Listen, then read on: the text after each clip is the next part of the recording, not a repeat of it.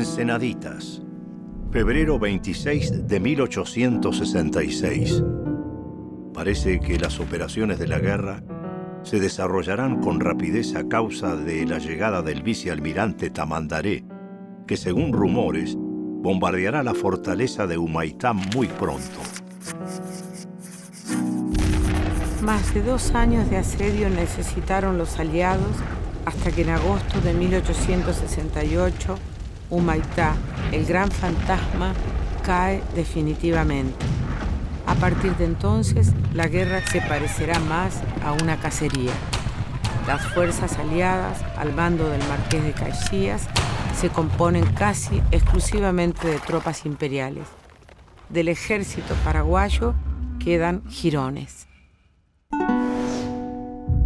Aquel valeroso ejército ya carecía de uno de sus más importantes factores de resistencia, el entusiasmo. A través del río Paraguay, Asunción está abierta al enemigo. Su población de niños, mujeres y ancianos es evacuada. Antes que ocuparla, los aliados prefieren lanzarse una vez más sobre las disminuidas fuerzas del mariscal.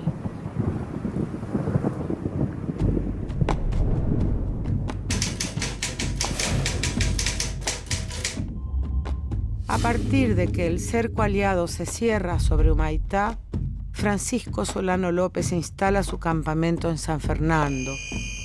Se inicia así la Diagonal de la Sangre, el camino hacia Cerro Corá. Es la última etapa de la guerra. En San Fernando, la vigilancia en el cuartel general era rigurosísima. Un cordón de centinelas rodeaba la casa y cada cuarto de hora lo recorría una rondilla para ver si aquellos estaban vigilantes. Alertado de una nueva conspiración en su contra, Solano López sospecha de las élites de Asunción y de altos oficiales que combatieron a su lado, incluso de sus familiares. A los acusados de confabulación los somete a tribunales militares y bajo tortura muchas veces obtiene sus confesiones. Da la impresión de que el rechazo fue firme en clases altas del comienzo. O sea, tenían muchas cosas que perder con la guerra, ¿verdad? Y de que hubo entusiasmo bélico en clases populares. Ahora, eso se perdió a mitad de la guerra. Y desde que hay ocupación de territorio, o sea, desde que se fuerza el paso de Humaitá. O sea, porque durante 2 años la historia de se entra o no se entra, ¿verdad? Desde que se fuerza Humaitá al sur y entran los aliados a ocupar territorio paraguayo, desde el 68, 69, digamos, empiezan las deserciones. Y esa memoria de ocupación hablan de muchas más deserciones de las que yo creía, porque hay gente que se escapa con carruaje, con armas, con informaciones, con planos, con datos, ¿verdad? Y son oficiales y soldados oficiales de López, ¿verdad? O sea, parte de la población se dio cuenta que esa guerra estaba perdida, digamos, y optó por la sobrevivencia en el medio de la guerra, ¿verdad? Y López castigó eso como traición, ¿verdad? Como correspondía a medio de una guerra, ¿verdad?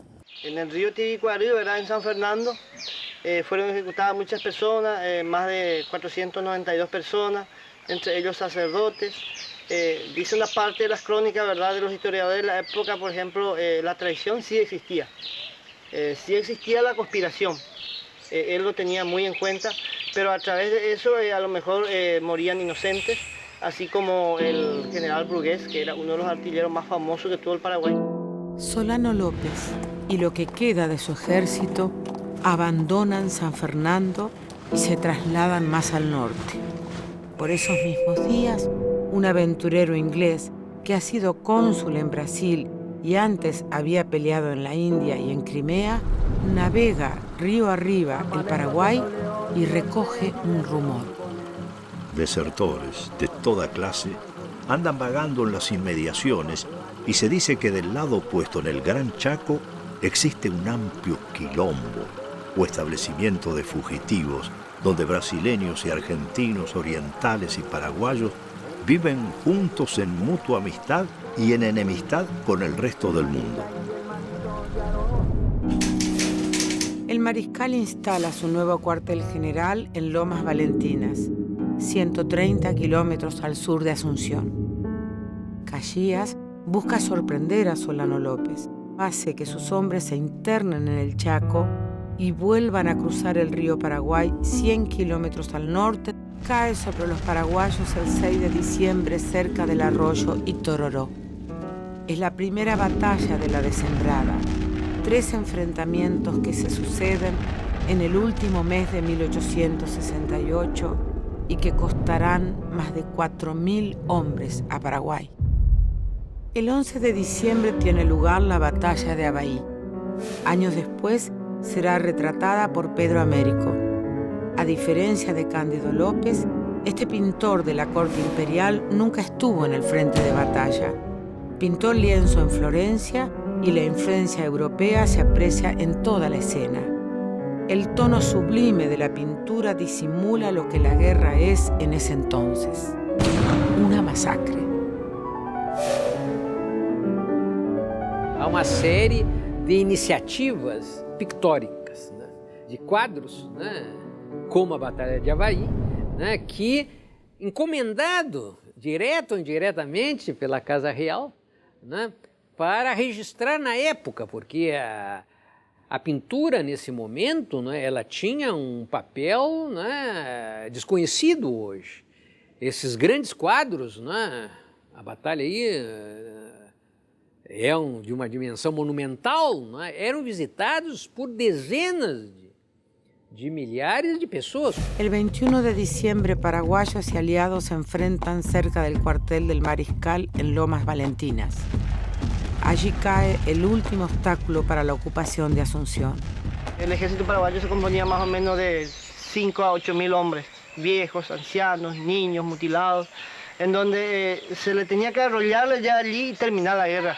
Pero ¿qué pasa? Algunos dicen, ¿verdad?, que los mismos aliados no querían que se terminara la guerra todavía. Solano López parece acorralado, pero con 90 hombres se escabulle entre los soldados aliados y escapa rumbo a Cerro León y a Ascurra.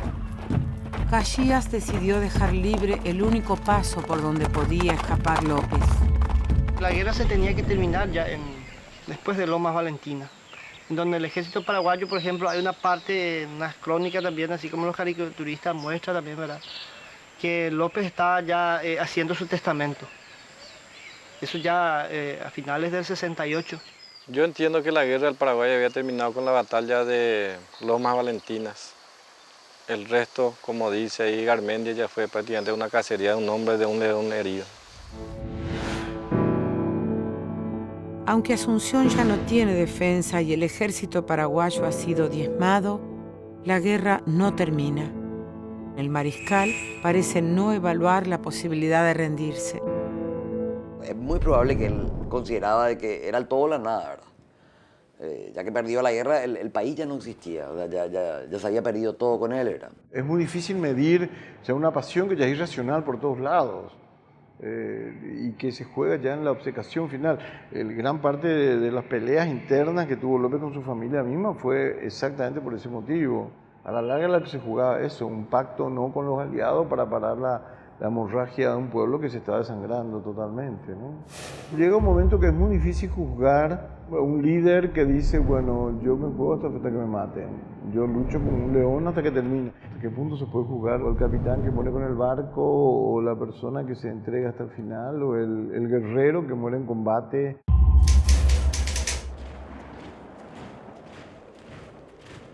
El 5 de enero de 1869, las tropas brasileras entran en Asunción.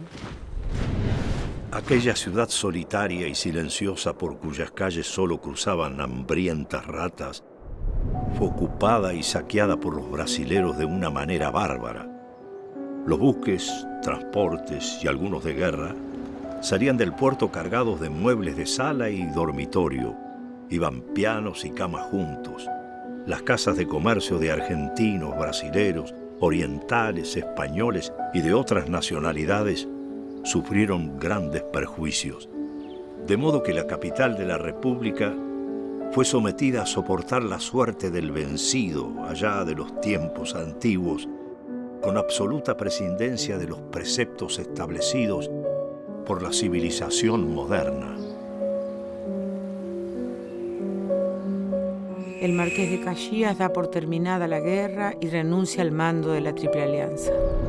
piensa que con la caída de la ciudad ya no tiene por qué continuar. Se embarca rumbo a Montevideo y de ahí a Río de Janeiro. E aí que entra a figura de Dom Pedro, que exigia a destruição física de Francisco Solano Lopes, né? A rendição total. Né? Algo que, paradoxalmente, né, chega a indignar até o seu mais fiel general, o grande general do trono, né? Que literalmente abandona, sem licença, né, a chefia das tropas, né, e se dirige de volta para a corte, criando uma situação na qual, né, Dom Pedro é obrigado, não é, também para prestigiar a família real, a monarquia, né, colocar o esposo de sua filha, né, esse oficial, o Conde de, né, que vai, né, realizar essa parte final da guerra. Con Caxias fuera de Paraguay, el que se pone al frente de los planes de Pedro II es el Conde de, nieto de Luis Felipe, monarca de Francia. Es el exponente de una familia dinástica en decadencia, los Orleans, quienes, cercados por la democracia, buscan la alianza con el Imperio de Brasil.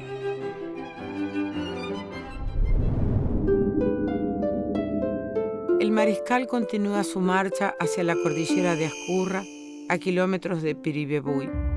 Lo siguen su mujer, Madame Lynch, y sus hijos, así como también las mujeres, los ancianos y los niños que habitan los pueblos que atraviesa.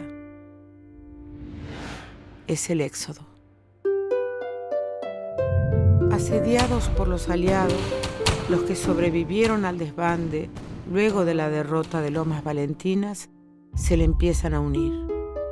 El mayor, Patricio Escobar, muy malherido, obtiene el reconocimiento del mariscal, quien lo hace fotografiar. El mismo fotógrafo toma la que será la última imagen de Francisco Solano López. Escobar acompañará a López hasta Cerro Corá. Hay una carestía de comida muy grande en el Paraguay. O sea, ya nadie cultivaba, entonces hay hambruna. Cuando se retiran las poblaciones forzadamente de las ciudades, en el traslado hacia Cerro Corá se van muriendo de hambre. O sea, el camino estaba sembrado de cadáveres permanentemente. Hay una epidemia de cólera que castiga tanto al ejército paraguayo en Humaitá como al ejército aliado que estaba enfrente, ¿verdad? O sea, se mueren de hambre, se mueren de balas, se mueren de cólera, se mueren de frío, porque no había ropa para vestirse, ¿verdad? O sea, fue una guerra total desarrollada en condiciones límite, ¿verdad? El Conde de sigue al mariscal a través del monte, sus tropas van ocupando pueblos y ciudades para acorralarlo, toman Luque, destruyen la fundición de Ubicuy, la fábrica de pólvora de Valenzuela y ocupan Concepción sobre el río Paraguay para cerrarle el paso hacia el oeste.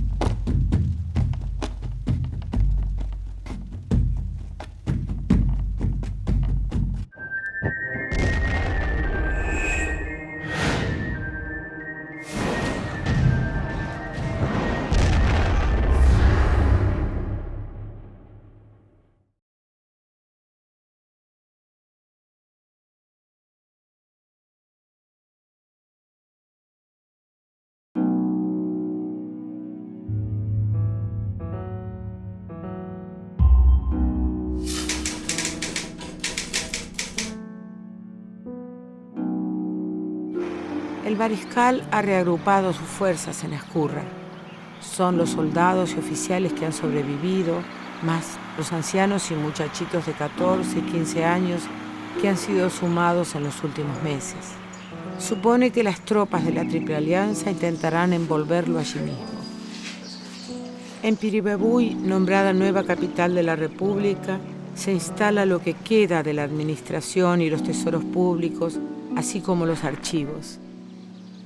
La población en éxodo hace allí un alto. El mariscal López hacía lo que en forma de ajedrez, mudando su capital. Los invasores aprovechan ese sistema, pero era más bien para saquear los pueblos, ir eliminando a la gente. ¿Sí? Y sobre todo encontraban mujeres y bueno, era el festín Comenzaban por el mayor rango y hasta el último soldadesca, que era el último esclavo. Entonces, pobre mujer si caía en manos de ellos.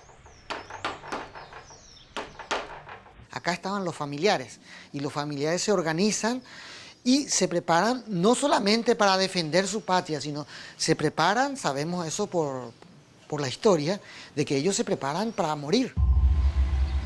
Alrededor del pueblo se mandó levantar una trinchera defendida por 1.600 hombres de infantería y 12 bocas de fuego al mando del teniente coronel Pablo Caballero. Piribebuy se encuentra en una hondonada dominada por terrenos de mayor elevación. Esta circunstancia natural hacía que aquella posición fuese poco eficaz contra un ataque serio del enemigo. El 10 de agosto de 1869, el conde de llega a las inmediaciones de Piribebuy con 20.000 soldados y prepara el asalto. El día 10 de agosto nos rodean, son 43 cañones rayados, que están alrededor nuestro, y la estrategia militar era que teníamos repleto todo esto, teníamos los famosos cañón P o cañón Tatú, que son unos cañoncitos chiquititos, caseros, y disparaban con unas cuerditas. Entonces cada ataque del enemigo, el que estaba de guardia, que eran 1.600 contra 20.000, entonces tenía muchos cañoncitos en su mano a la vez también, y cuando atacaba al enemigo, aseguraba uno y después tiraba unas cuerdas, ¡pam, pam, pam, pam, pam! Son 3 días de batalla. Recién el 12 de agosto, después de bombardearnos, hacen una excursión y llegan a entrar dentro de la plaza de Piribebuy. Las mujeres, los niños y los mutilados, mal alimentados y sin armas, enfrentan a los soldados aliados en un combate desigual. Niños de 12 a 14 años y ancianos. Y las mujeres carreaban la bala de cañón. Y las mujeres ponen en su vestimenta arena y vidrio y piedra. Entonces cuando se encontraban de la trinchera salían sorpresivamente, se ponían frente a un soldado invasor, le tiraban arena y en esa confusión se abalanzaba con el vidrio y con la piedra. Nuestras fuerzas trepaban por las trincheras y embestían en grupos contra los paraguayos que se retiraban en desbandada, pero todavía peleando. Me hizo frente con una lanza un muchachito, paré el golpe, respondí y seguí delante. Después, un soldadito paraguayo que no podía tener más de 12 años, corría todo ensangrentado hacia mi lado y se abrazó a mí implorando que lo salvase.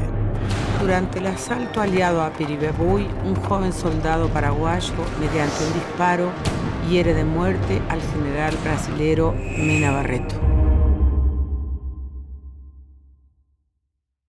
Un niño, Gervasio León, estaba sobre el arroyo, malherido ya en la parte final, y antes de morir le dispara a Mena Barreto y lo fulmina. Entonces ahí es donde el conde Edeu entra en cólera, se enoja tanto por haberle matado a su compañero y comienza ahí el sacrificio. Lo primero que hace es atraerlo a Pedro Pablo Caballero, acá en la plaza, lo atan enfrente de nuestro templo. Cuentan que eran 4 cañones estirados con mulas, azotado también delante de su señora, cortado la cabeza y descuartizado. Más de 1000 personas, niños, ancianos y mujeres, formando fila y de a uno iban siendo degollados. Un pueblo que se pone a una situación extrema en donde lo único que busca es su soberanía, en donde, bueno, preferimos morirnos antes de pasar a ser esclavos.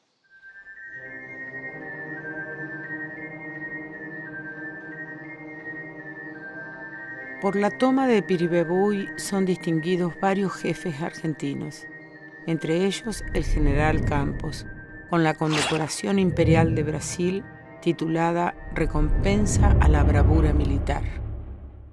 El Archivo Nacional fue sacado de sus depósitos y desparramado en medio de la plaza. los soldados faltos de leña para cocinar sus pucheros hicieron uso de los legajos como tizones para alimentar el fuego de sus fogatas. ¿Cuántos importantes documentos históricos no se habrán convertido en cenizas y humo esa vez?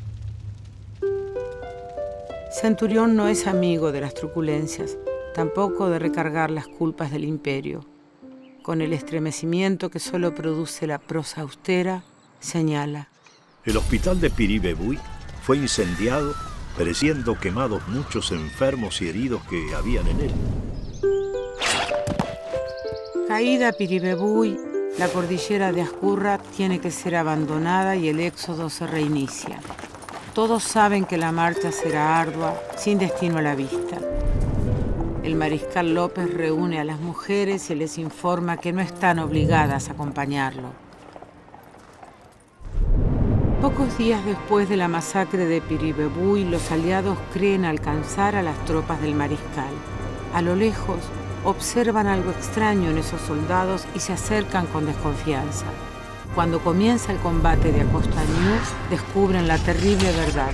Se trata de unos 3.000 niños de entre 9 y 15 años de edad. Le pone así con barba con olla negra el hollín de la olla, que es grasoso, le pone barba y bigote y sombrero.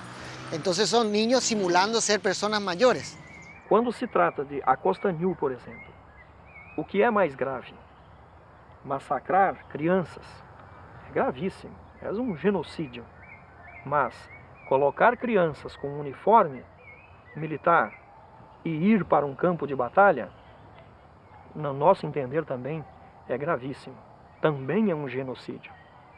E pior, olhando para esse lado, que Acostañú é uma batalha para retardar o exército brasileiro, enquanto Lopes procura refúgio em outra parte do Paraguai.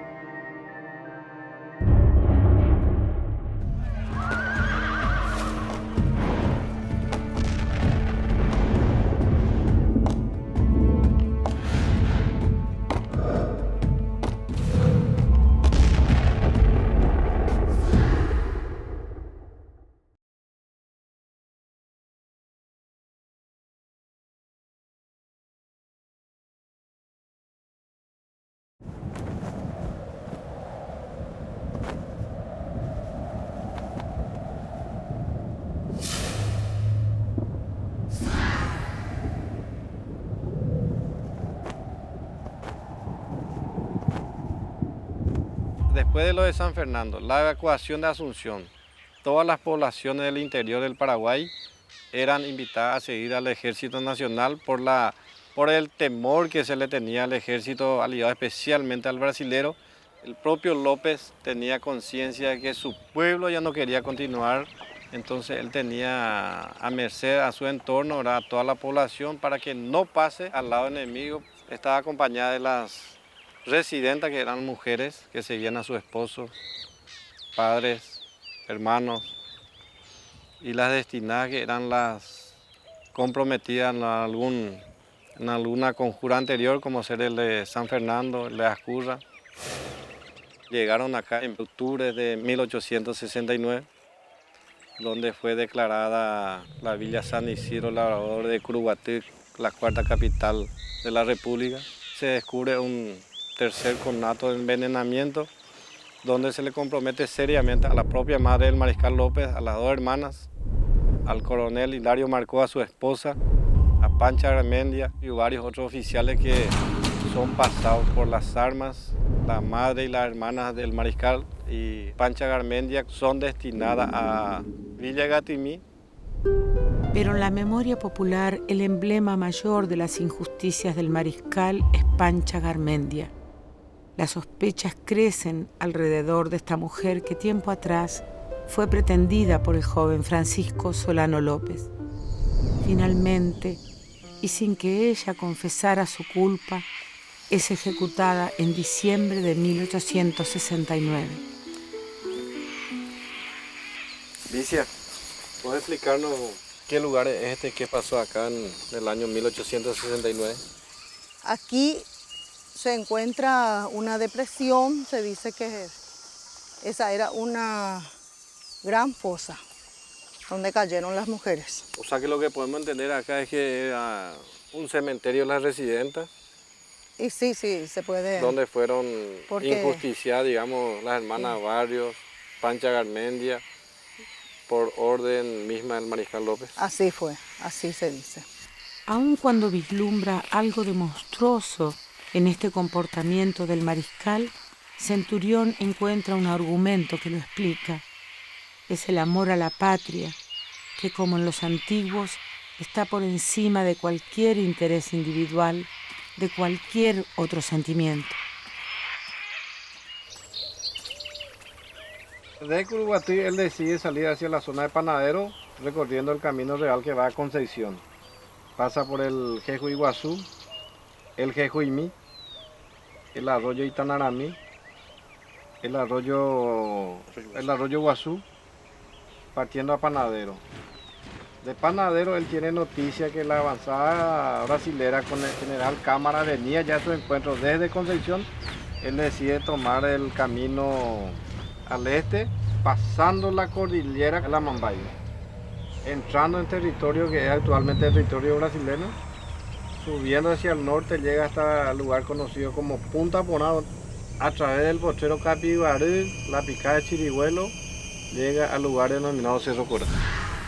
Entonces acá queda ya en la retaguardia el coronel Sosa, el coronel del Valle con 200 hombres, mientras López trata de reunir el resto de sus soldados.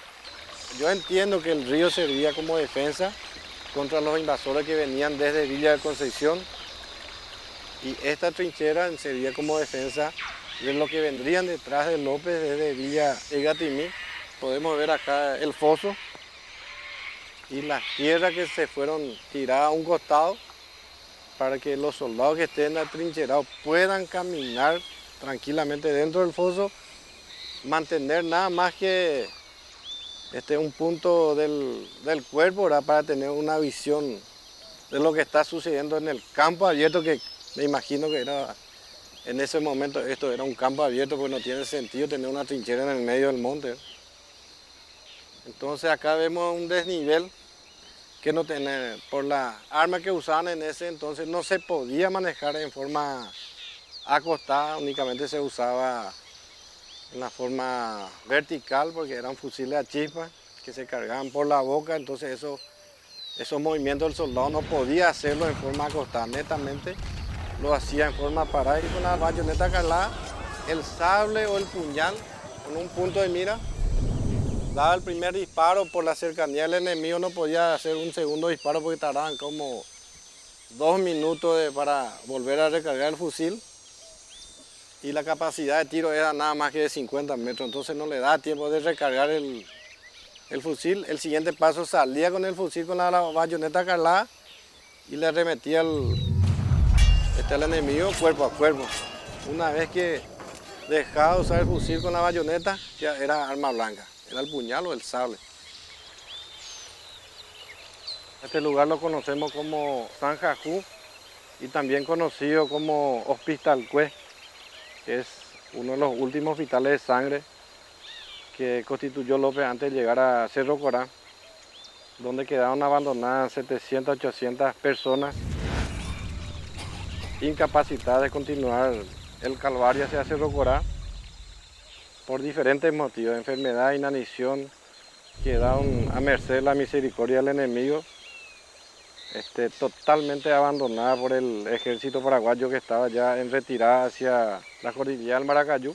5.000 personas llegaron a este lugar, entonces de aquí salieron, descontando las 800 personas, salieron alrededor de 4.000 personas, de los cuales llegaron cerca de 400 a Cerro Corá.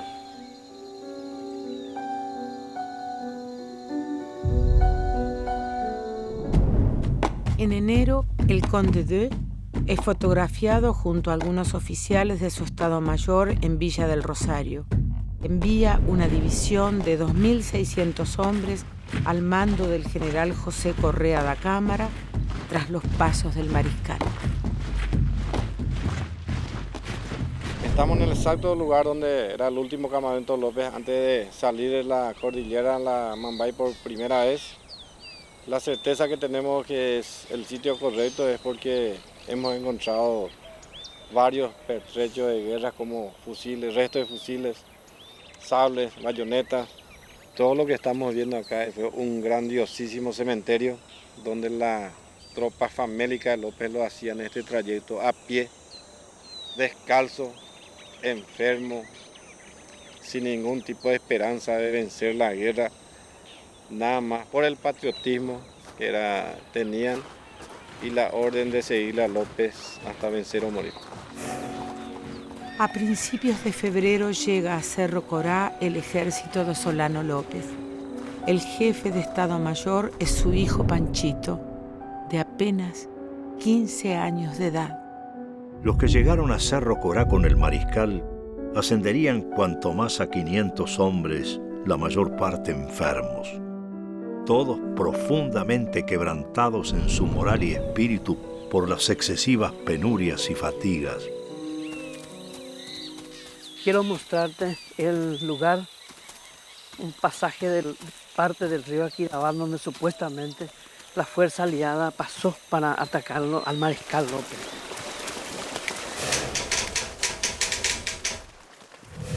El 1 de marzo de 1870, al amanecer, las tropas del general da Cámara sorprenden a la guardia artillada que López había dispuesto a una legua del campamento, cortando el paso del río Aquidabán.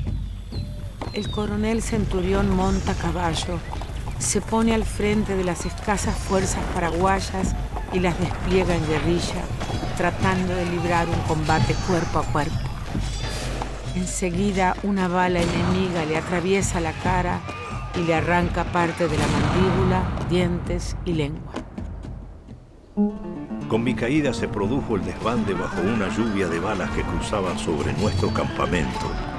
Los batallones enemigos avanzaban a paso precipitado hasta penetrar en medio de aquella confusión infernal que levantaba polvareda, matando a balas y bayonetazos a cuantos alcanzaban. Lo mismo a los que se rendían como los que iban huyendo casi sin aliento. En medio de la refriega, Centurión alcanza a ver al mariscal galopar hacia el arroyo Aquidabán, perseguido por varios jinetes.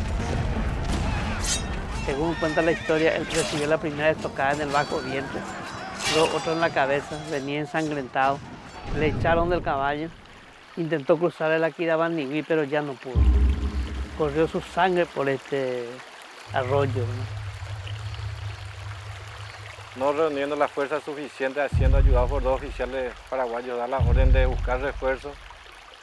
Cuando llega el general Cama y lo intima a rendición diciéndole estas palabras: ríndase, mariscal, le garantizamos la vida. Con lo cual él, con la espada en las manos, respondió: muero con mi patria, dando al general Cámara la orden de maten a ese hombre, llevando un tiro en el pecho, cayéndose a este arroyo de espalda con la espada en la mano. En el diario de guerra, Correa da Cámara, habla de que López intentó responder la intimación a rendición con un mandoble y que ahí se lo ultimó, ¿verdad? Pero no transmite discurso último. En ese momento uno no se pone a hacer discurso, ¿verdad? Se lo estaba por matar, ¿verdad? Pero formó parte del debate nacionalista liberal de los siguientes 30 o 40 años, ¿verdad? Centurión salva su vida escondido dentro de un maizal a la vera del arroyo. Varias horas después lo descubre un soldado brasilero y lo hace prisionero. Cuando su antiguo compañero de armas, Patricio Escobar, llega a la presidencia, lo nombra ministro de Relaciones Exteriores y poco después, en 1890, comienza a escribir sus reminiscencias de la guerra. Al tratar de explicar el enorme padecimiento de su pueblo, así como la decisión del mariscal de no rendirse, Centurión no tiene dudas. El tratado secreto de alianza, en que entre otras cosas estaba estipulada la repartición del territorio paraguayo, era la bestia negra que precipitaba a cada paraguayo a la muerte. Para él no había más disyuntiva que libre o esclavo, que patria o muerte. Las heridas de la guerra están abiertas todavía en Paraguay. Sentimos, tenemos ese sentimiento en la sangre, tenemos arrastrado hasta ahora. Queremos hacer justicia aclarando varios hechos que sucedieron en esa epopeya, para que los niños, los jóvenes sepan y valoren a nuestros antepasados el sacrificio que hicieron las mujeres para llegar hasta acá, para que nosotros continuemos existiendo como nación. Ahora lo que tenemos que saber y aclarar qué sucedió, por qué sucedió y cómo sucedió. Quienes escribieron la historia fueron los vencedores, cada uno a su favor, pero eso hoy en día está cambiando. No podemos olvidar, no podemos ignorar para que no se vuelva a repetir la misma injusticia que se ha cometido en 1870. Me siento apenado por todo lo que sucedió. Quisiera descubrir una máquina del tiempo para ver si podíamos revertir esa situación. Y lo máximo que puedo hacer es agarrar un libro, leer la historia y tratar de comentar lo que sucedió a todos los paraguayos, a todos los brasileños, argentinos y uruguayos, al mundo entero, para que sepan de que aquí hubo una guerra estúpida, una guerra injusta y una guerra innecesaria que podía haberse evitado, tratando de resolver todas las diferencias políticas, las cuestiones del límite, como lo había encomendado el padre del mariscal, el señor presidente Carlos Antonio López, que resolviera con las plumas y no con la espada.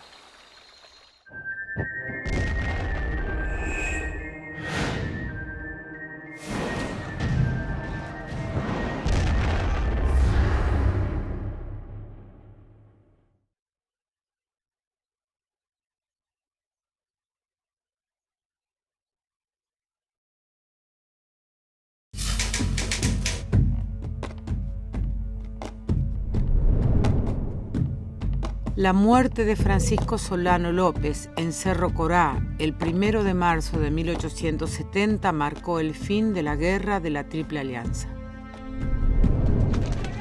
Un mes más tarde, Urquiza era asesinado en el Palacio San José. El hecho conmovió a la Argentina. Era el último gran caudillo de la región y muchos le recriminaban haber dado la espalda al Paraguay.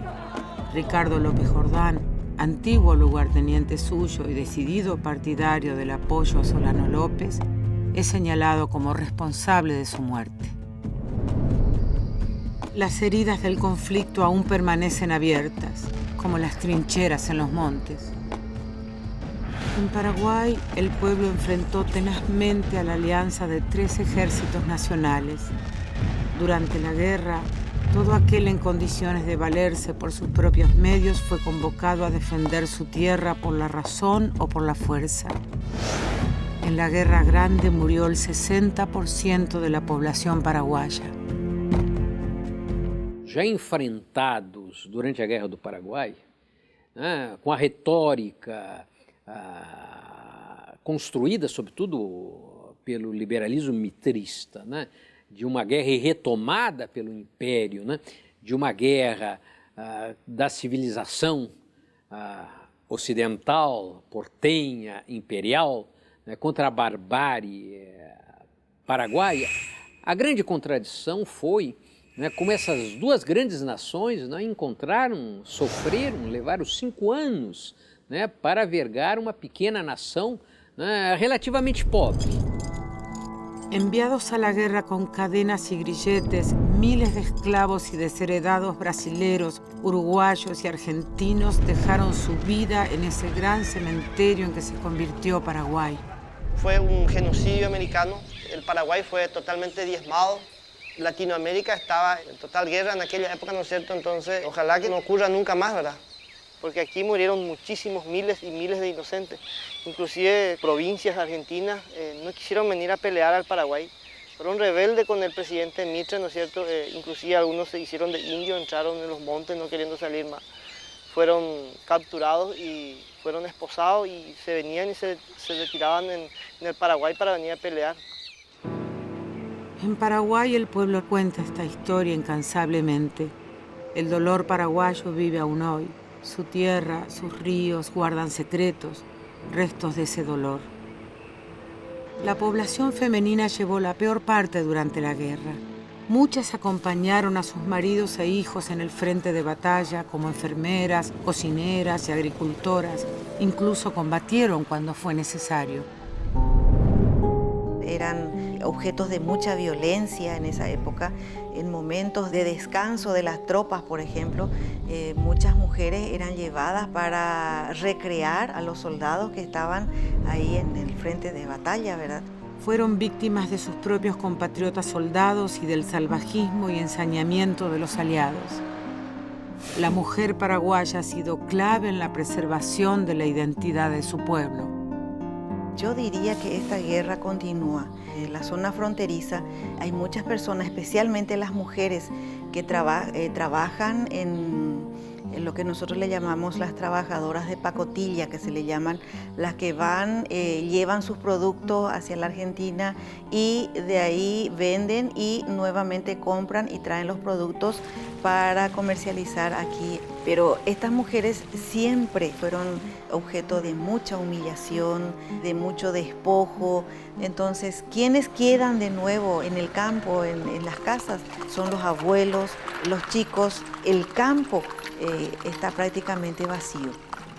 Entre 1865 y 1870, Paraguay perdió todos los territorios en disputa con Brasil y la Argentina.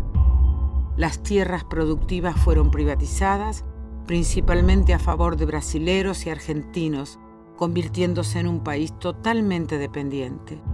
La guerra significó evidentemente después en términos de territorio, ¿no? Con Francia era un sistema bastante comunitario. Lo mismo pasaba en la época de los López, ¿no? Que por más que evidentemente existían ya clases que copaban las mejores tierras, el problema comienza cuando después de la guerra los aliados mismos, Carlos Casado compra, qué sé yo, millones de hectáreas, así, o se instalan así una colonización brutal en la región oriental y después de la guerra del Chaco, también en el Chaco paraguayo, y eso es en connivencia con las oligarquías locales y con un régimen de tenencia de tierras que es así absolutamente salvaje, ¿no? Los vencedores intentaron borrar aquel Paraguay previo a la guerra mediante la destrucción física de sus archivos y de todo lo que recordara esa época. Incluso se prohibió la lengua guaraní, que recién será reconocida como lengua oficial en la Constitución paraguaya de 1992. Prácticamente Paraguay se convirtió en una tierra ocupada con gobiernos que respondían a los aliados, ¿verdad? Entonces, los pocos sobrevivientes tenían que ganarse la vida a través de su trabajo y sobre todo acá en el norte, a través del trabajo en los yerbales, que era un trabajo muy duro.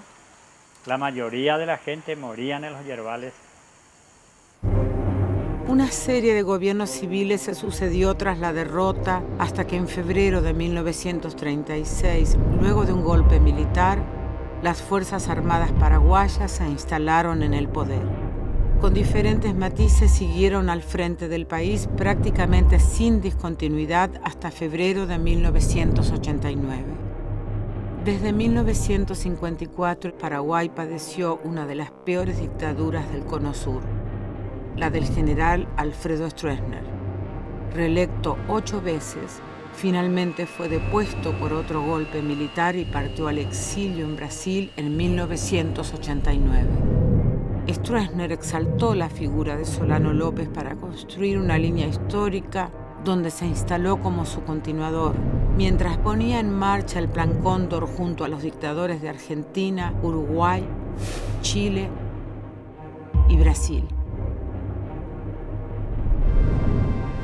Expulsó violentamente a comunidades campesinas e indígenas de sus tierras.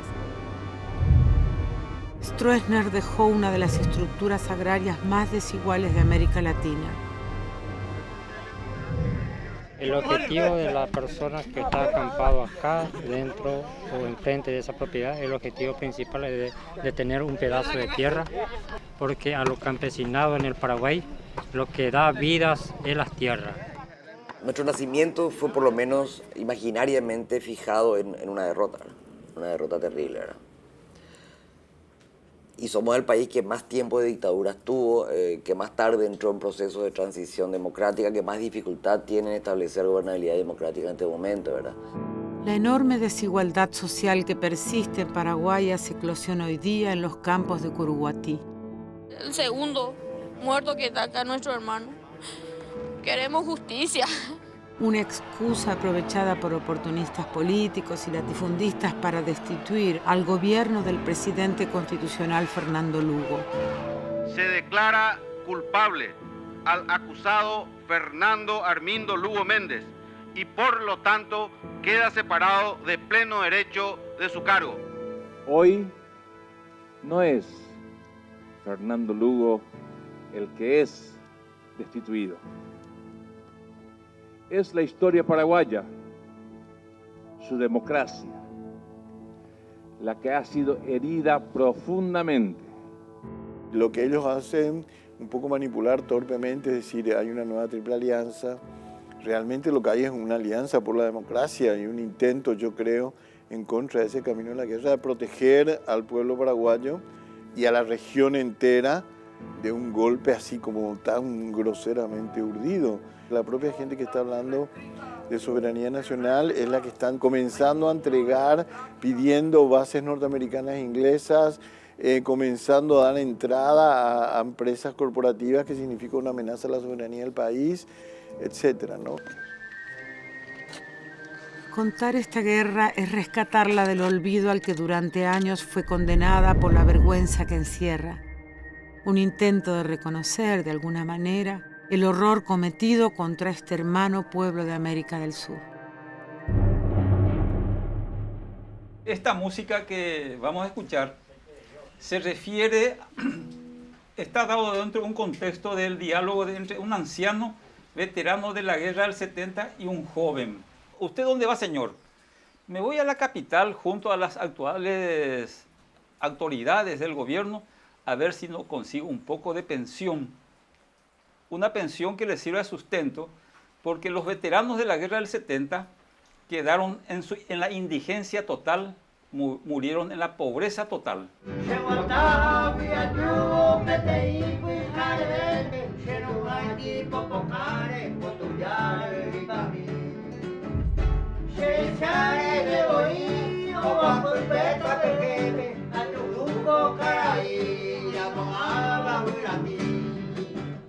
Buenos días, y su peje, donde te han demollado, si el sombrero hay que hago, aguaje hay pollo. Buen día, Gila, será y se veo cuavo, hace por el collaigo, que tu madre suya.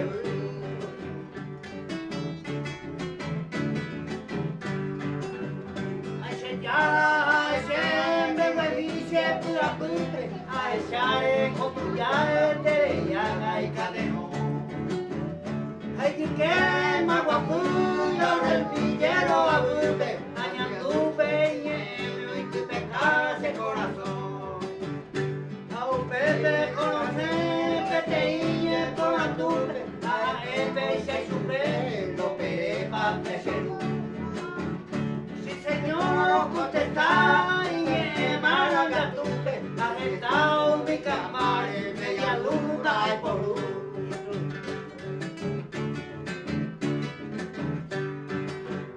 Se cogina será un veterano del 70, aunque era Moshe, 20 años a Roguatá. Por el mío y coapé, un pedatario 40, caballería lancero, de mi guay que llegar. Pero van de ser esta 1000 años de fuera, más pico será 5.000 enteros y medio. Había 20.000 en columnaje de jeva, escucha 8 años, ocultados en la web.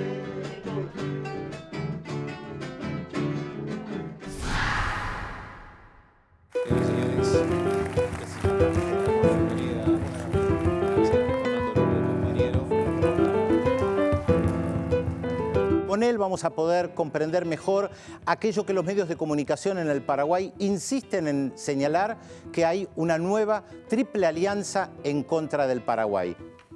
Los que hablan de libertad y soberanía son los que propugnan y piden bases militares norteamericanas en Paraguay, por ejemplo. ¿Qué hemos hecho los paraguayos para merecer un destino de esa naturaleza?